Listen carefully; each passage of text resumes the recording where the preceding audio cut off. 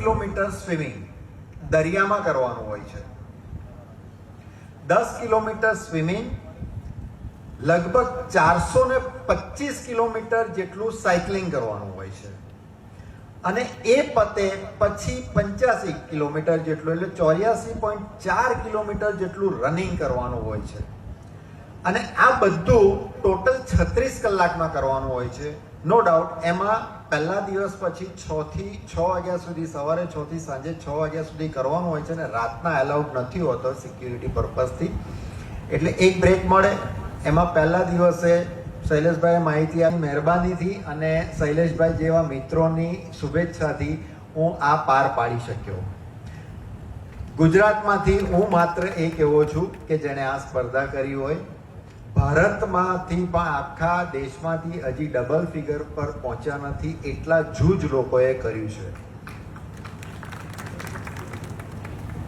આની કઠિનતા માટે તમને થોડીક વિગત આપું તો વર્ષમાં એક જ વખત યોજાતી સ્પર્ધા, જેમાં દુનિયામાંથી માત્ર 50 એથ્લેટ સિલેક્ટ થતા હોય છે, માત્ર 50.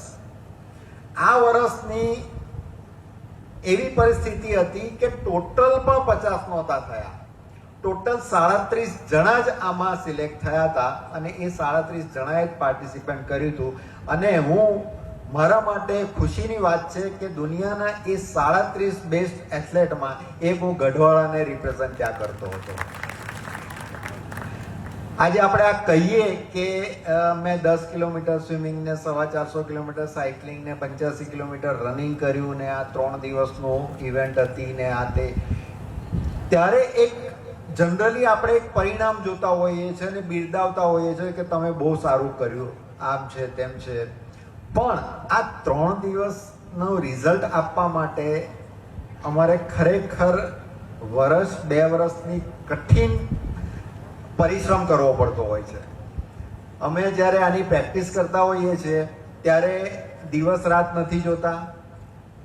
ઘણી બધી સેક્રિફાઈસ અમારે કરવું પડતું હોય છે.